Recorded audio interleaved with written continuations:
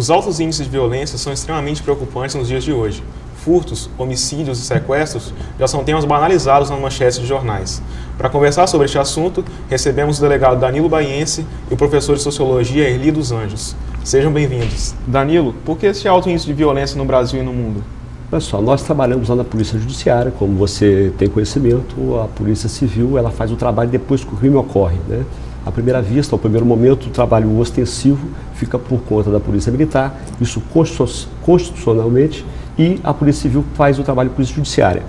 Nós temos visto aí, de um tempo para cá, uma banalização muito grande da vida e temos observado que grande parte desses garotos, desses jovens que se envolvem nesse tipo de delito, o que falta neles lá atrás é uma falta de estrutura familiar. Nós temos observado que as famílias estão completamente desestruturadas e em trabalhos que nós temos realizado durante as noites, quantas vezes chegando em forrós, em locais que ocorrem esses eventos, e outro dia em um local com 120 pessoas, 60 eram menores. E lamentavelmente naquele local nós encontramos uma mãe com pouco mais de 30 anos, grávida de 8 meses, completamente alcoolizada e drogada. No mesmo espaço estavam 2 filhos, um de 14 e um de 12 anos, nas mesmas condições. Em outros locais, nós temos observado também que alguns adolescentes estão dentro desses estabelecimentos ingerindo drogas, ingerindo álcool em excesso, às vezes meninos de 12, 13, 14 anos. Quando a polícia pega esse adolescente e leva até a residência para entregar aos pais, a mãe, de uma maneira geral, ela diz que nós estamos cerceando o direito do filho se divertir. Mas o que se observa, nesse caso, é que a mãe ela tem 3, 4 filhos de pais distintos. Nem sempre sabe quem são os pais e o interesse dela é colocar os filhos para a rua para que ela também possa sair com seus parceiros. Então nós temos visto isso e com isso o que tem ocorrido? Crianças, cada dia com idades mais tenras, têm começado o início das drogas. Ou seja, se a família não adota, o traficante adota aquela criança. E para você, Erli, é possível apontar um responsável ou são vários fatores por causa desse alto índice de violência? Pois é, a gente vê pelo discurso do delegado, do doutor Danilo, né, de que a realidade ela apresenta uma multiplicidade de fatores, né, e que para você dar uma explicação, uma justificação do ponto de vista da sociologia, você teria mesmo que contextualizar e especificar cada um dessas realidades, né. Na verdade, a violência se tornou uma questão importante, premente, né, em termos de preocupação da sociedade de um modo geral, nesses últimos 30, 40 anos, né? E para entender, então, a gente tem que relacionar com o contexto atual, né? Eu diria que dentro dessa multiplicidade de fatores que possam explicar, ou vamos dizer assim, desses diferentes olhares disciplinares que as disciplinas, tanto da psicanálise, da sociologia, da política, poderão fornecer, a gente vê que o contexto em que a gente vive é um contexto em que há uma certa perda de referência da autoridade, das instituições, né? No sentido de que, como eu estava até comentando antes, ser jovem hoje é extremamente difícil, né? O jovem, em toda a humanidade, passa por um processo de transição, de deixar de ser criança e passar a ser adulto, né? Um processo muito penoso. Mas no passado, em contexto de um passado recente, dos anos 60, por exemplo, havia uma referência do indivíduo com essas instituições maiores, né? A família estava, de certa forma, mais integrada, né? Havia uma perspectiva, vamos dizer assim, nacional de desenvolvimento da sociedade, havia uma certa responsabilidade por parte das pessoas com o fazer, esse fazer social, né? Tudo isso parece estar sendo perdido. E é interessante que isso não ocorre só numa região ou num estado, numa cidade, né? É um fenômeno mundializado, né? E não ocorre só também com setores menos privilegiados economicamente, né? A violência, pode-se dizer que ela está deslocalizada, essa trivialização da violência, essa violência banal, essa falta de respeito pelo outro, né? Essa descrença com as próprias instituições que davam esse referencial, está, de certa forma, visto no mundo como um todo, né? De forma que, para compreender e aproximar isso, você precisa fazer uma análise, um diagnóstico, né, mais preciso de cada situação e encaminhar medidas, não de cima para baixo, né, por parte das instituições com relação à comunidade. Você tem que, vamos dizer assim, até antropologicamente, conhecer mais os detalhes disso e partir em ações, em associações com essas supostas vítimas e agressores. Dentro deste alto índice, é também muito preocupante a situação dos jovens. Conversamos sobre isso com o psiquiatra Fernando Furrieri. Então, a solução do problema seria a preocupação incondicional com o outro, ou seja, além da ordem e da disciplina, eu enquanto, por exemplo, gestor, ou então eu enquanto poder, eu poder ter a possibilidade de me colocar vendo como se eu fosse a outra pessoa. Todo mundo vai ter que fazer isso. Como vocês viram na entrevista com o psiquiatra, ele falou que essa violência dos jovens pode ser explicada por vários fatores, como o Erli falou, que ele não existe mais uma preocupação com o próximo. Na semana passada, teve uma morte lá em Jardim da Penha, de um jovem que ele foi apartar uma briga e acabou sendo baleado. Como vocês analisam esse caso? Você, Danilo, como você analisa? Esse crime, inclusive, foi apurado lá pela Divisão de Homicídios e nós vimos que o fato realmente iniciou-se já algum tempo antes. Esse cidadão, autor do crime, ele esteve em Vila Velha, em um bar, onde ingeriu bastante bebida alcoólica, se é que não ingeriu outra coisa. Depois ele foi para a Praia do Canto, já em Vila Velha agrediu uma moça. Na Praia do Canto, ele encontrou-se com 3 jovens, dali foram para Jardim da Penha. Ali também ingeriram bastante droga, ele acabou agredindo também uma outra moça e foram para Jardim da Penha. Ali envolveu-se em uma briga, que isso no nosso meio nós temos visto isso ocorrer constantemente, e um rapaz que não tinha nada a ver com o fato, não participou da briga, ele não participou da confusão, ele não foi o pivô e nem foi a outra parte do problema. Ele morreu exatamente no momento em que tentava fazer com que o cidadão desistisse daquela ação. Ele morreu de braços abertos, pedindo ao rapaz que deixasse aquilo de lado, que fosse embora, que não valia a pena brigar por aquele motivo. E acabou sendo atingido ainda em pé, e quando caía levou um segundo disparo, acertando um na cabeça ou no peito. E você, Erli, como é que analisa um caso como este? Pois é, você vê que a investigação mostra detalhes, né, de uma questão que a gente conhece partes, né, pela imprensa, mas você vê que há toda uma trajetória para mostrar que o contexto atual, essas relações, essas possibilidades de você dirimir uma confusão ou um mal-entendido ou um conflito através de um diálogo, né, de uma negociação mais pacífica, se perdeu completamente, né? As pessoas, diante desse quadro, desse cenário violento no mundo todo, né, e parte já para uma agressão, uma confrontação, né, sem usar do recurso, né, um recurso antigo, mas que funciona, né, da conversa e do diálogo, por parte de uma das partes, né, de forma que a gente fica perplexo, né, com uma situação dessa, acha que é uma tragédia, na verdade, mas nada acontece por acaso, quer dizer, é toda uma série de fatores que influenciam, né, o que vai acontecer, e na verdade é esse descaso mesmo para com o outro, né, vamos dizer, essa degradação das relações que já ocorria um certo tempo, está chegando a um ponto de excesso, né, não tem mais para onde ir, né? Danilo, você falou no assunto de drogas. O que está levando o jovem a entrar tanto no consumo como no tráfico de drogas? Olha só, o que nós por completo da família. As famílias estão desestruturadas, as pessoas não têm uma religião, não têm fé em Deus, eles não têm limites, né? A verdade é que não se tem limites. O ser humano ele precisa de limite, não somente as crianças, como também os adultos. Todos nós precisamos de limites. E essas crianças estão entrando na vida do crime muito cedo, em virtude exatamente da ausência da família. As crianças são colocadas no mundo e elas ficam aí como se alimentação e roupa fosse o suficiente para que elas sobrevivessem. E muito pelo contrário, o que elas precisam é de educação. Às vezes pessoas tão humildes, tão simples, mas têm uma criação respeitável, uma criação, obviamente, que impôs limites a eles e que, com isso, essas crianças puderam sobressair na vida.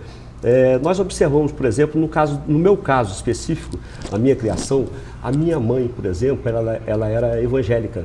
Ela criou 11 filhos. E ela nos ensinava sempre que nós deveríamos incutir na cabeça dos nossos filhos tudo de bom. Porque se você coloca coisas boas na cabeça dos seus filhos, né, aquelas pessoas que você tem a responsabilidade de dirigir a vida deles, obviamente, quando ele tiver uma idade de 15, 16, 17, 18 anos, que essa adolescência é realmente uma idade complicada, o jovem ele pode se envolver até com coisas ruins, mas com um pequeno balanço que ele sofra, naquele momento em que ele caiu e que ele cometeu um deslize, aquela coisa ruim, obviamente, que ele aprendeu, que ele se envolveu, aquilo sai da vida dele. Mas o de bom está plantado no interior dessa pessoa e, obviamente, essa pessoa vai tomar um novo rumo na vida. E com isso nós temos visto que as crianças não têm limite, os jovens não têm limites, começam muito cedo, já no mundo do crime, se envolvendo com as drogas, praticando furtos nas residências. Por isso, primeiramente, eles começam furtando os pais, furtando as coisas de dentro de casa, posteriormente acabam se envolvendo em outros crimes, roubos e outros para manter o vício e acabam morrendo. Isso não quer dizer que todas as pessoas que estão morrendo estão envolvidas com droga ou com tráfico de droga. Nós temos, inclusive, pessoas que têm boa criação, mas que acabaram morrendo em consequência de estar no lugar errado, no momento errado, com a pessoa errada. Iremos mais uma vez ver o que falou o psiquiatra Fernando Furrieri sobre este assunto. O que acontece hoje com o nosso jovem? Ele tem um excesso de informação do tipo, tenha prazer, conquiste os seus espaços, conquiste suas possibilidades, mas ao mesmo tempo ele tem uma dificuldade e falta de esperança de conseguir essa ordem e essa disciplina ou ter um pouquinho de paciência para chegar lá. O que acontece então com esse jovem? Ele corre o risco de se perder no prazer imediato, no prazer fácil, que é o uso de drogas. Ao mesmo tempo, essa sociedade que nos estimula ao prazer, ao mesmo tempo ela traz também atualmente uma particularidade que é o excesso de informação, a informação que a gente tem. A gente sabe, lamentavelmente, que se você seguir os caminhos normais de estudar, de você trabalhar, de levar uma vida correta, talvez você tenha dificuldade de alcançar o que, por exemplo, é colocado como fator de sucesso na sociedade. E uma estratégia, uma forma de fugir disso por exemplo, usar drogas ou conquistar isso a todo custo. Então você sai daquele momento de ordem e disciplina e vai querer pegar do seu vizinho o carro dele, o dinheiro dele, etc. Bom, um complicador disso nos tempos atuais é o uso de drogas.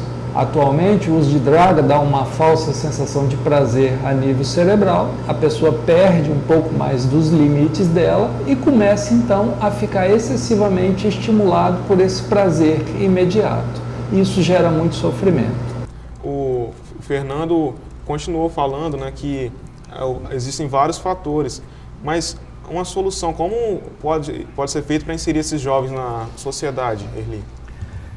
Bem, ele deu uma pista ali, né, mostrando que você deve fazer certas ações, né, no sistema de violência através de uma prevenção, né? Se a deficiência está nas relações de filhos com as famílias, tem que haver investimento, né, nessa família por parte do poder público, né? A gente nota que muito da culpabilização é levada para a família, mas a família é um reflexo disso tudo. E falta à família, né, uma melhor assistência social, psicológica, né, um tratamento mais, vamos dizer assim, individualizado de certas famílias que precisam de assistência.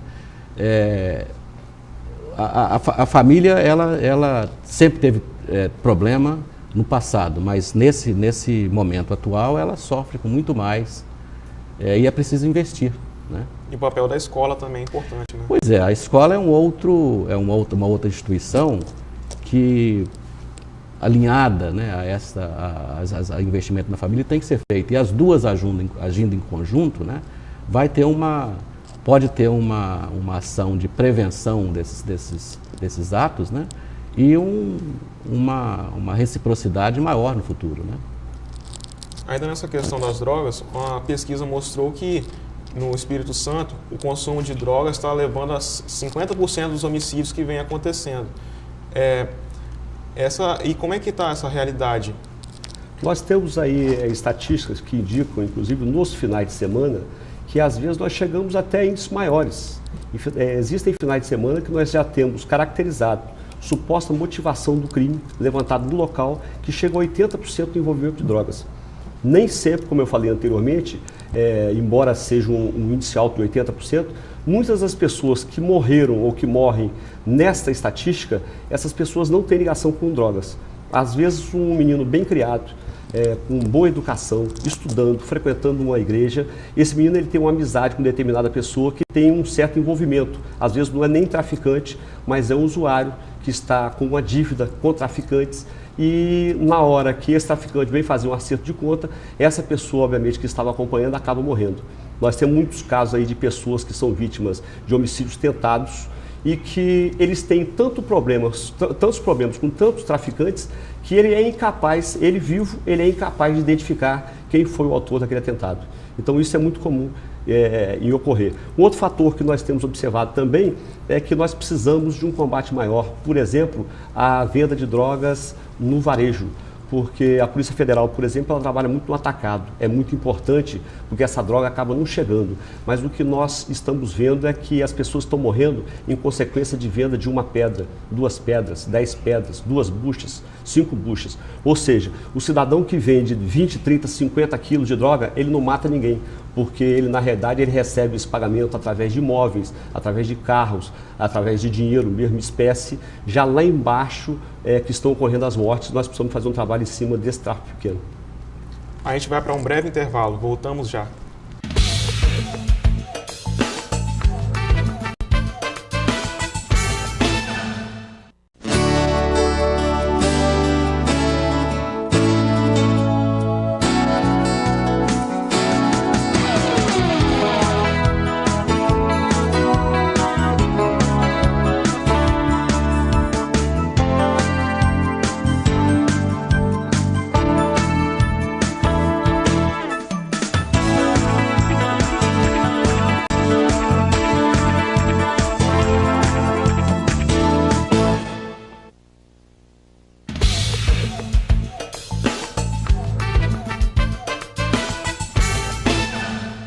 Estamos de volta com o delegado Danilo Baiense e o professor da Universidade Federal do Espírito Santo, Erli dos Anjos, conversando sobre violência e a banalização da vida.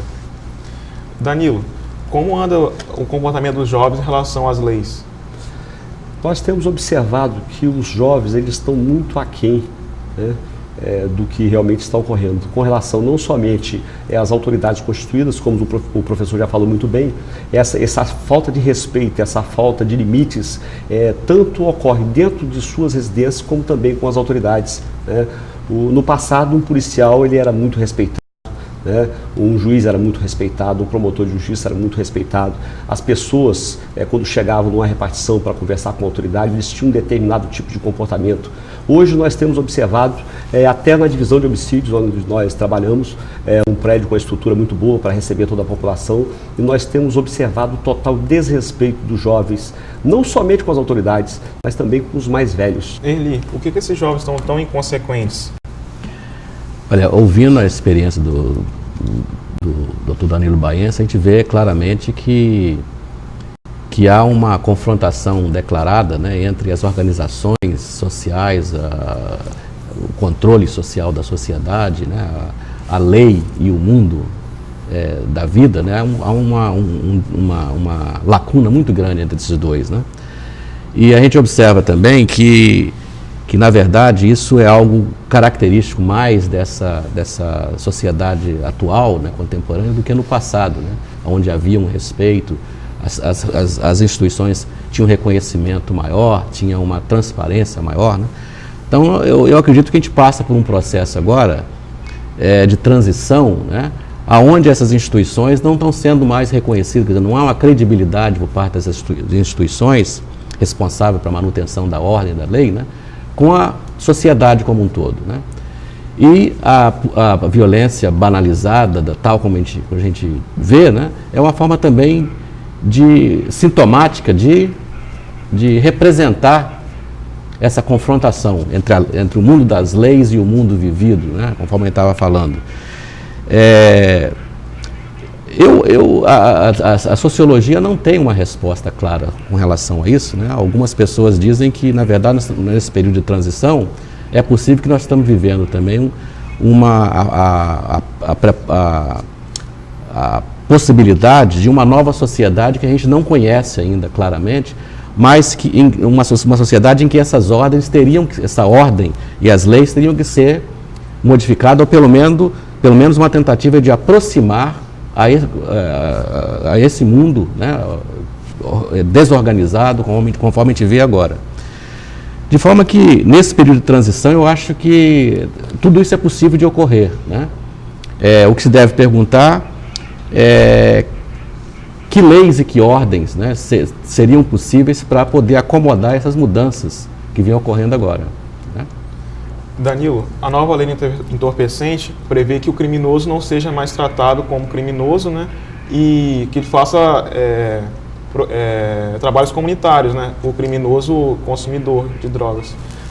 Como é que você analisa essa lei? A nova lei ela teve realmente uma alteração em alguns casos. Por exemplo, no crime do tráfico, ela ficou ainda mais rigorosa. O artigo 33 e 35 da Lei 11.343 de 2006, ela prevê ainda penas fortes, né, penas altas, e auxiliou em muito o trabalho da Polícia Judiciária.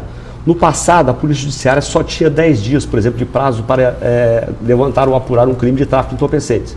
Depois, com a alteração da lei, esse prazo passou para 15 dias, no caso do tráfico ou associação ao tráfico, e que você teria uma prorrogação de mais 15 dias, pelo menos nas prisões temporárias, para 30 dias.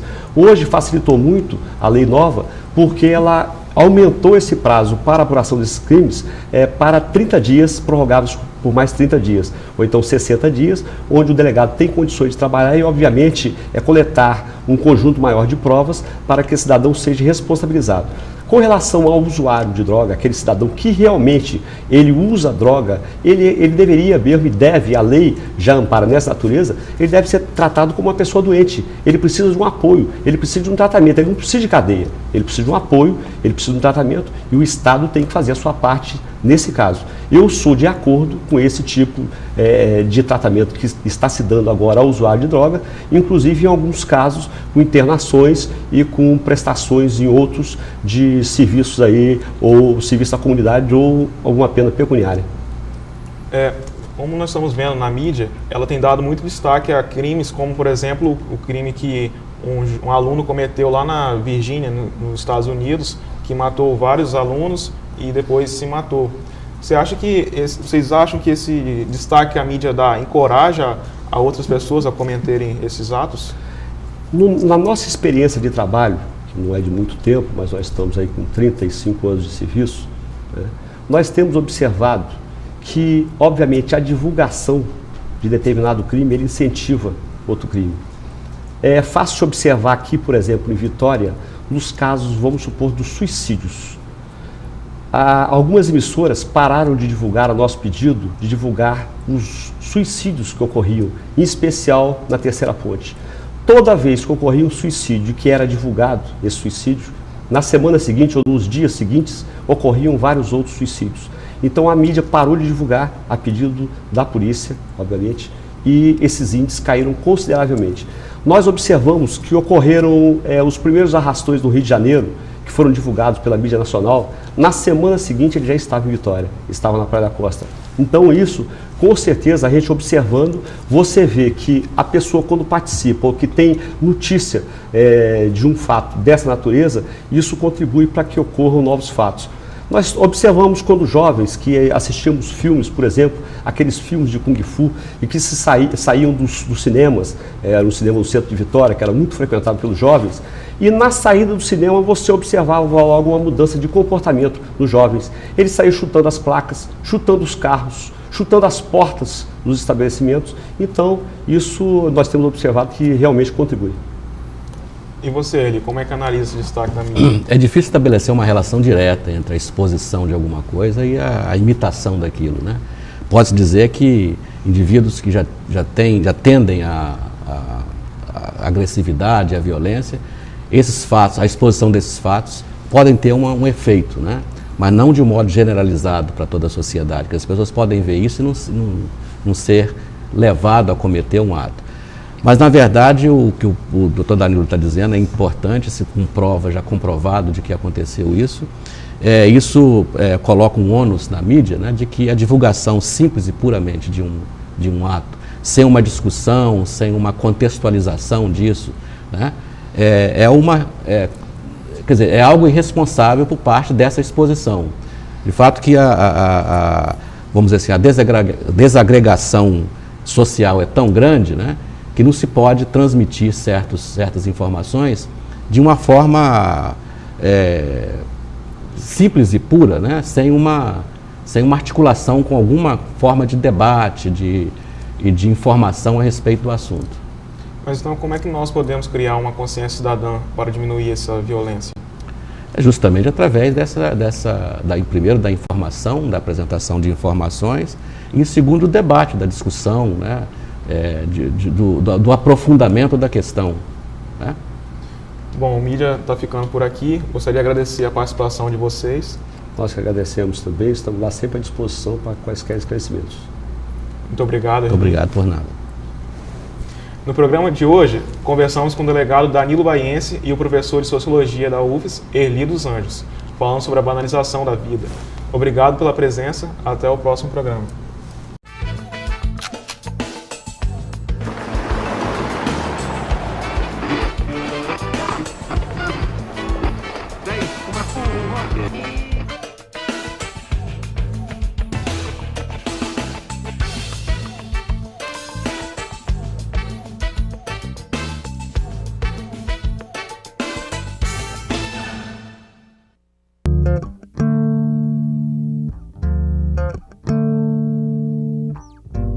As orquídeas são, sem dúvida, as plantas mais belas e intrigantes das nossas matas. O Espírito Santo é o estado do Brasil que mais espécies de orquídeas hospeda.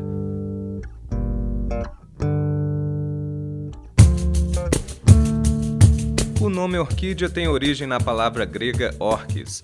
Naquela época, as pessoas acreditavam que essas raízes tinham poderes afrodisíacos e as usavam na alimentação depois de convenientemente preparadas. As orquídeas apresentam uma estrutura floral muito peculiar que as identificam e distinguem das demais espécies vegetais.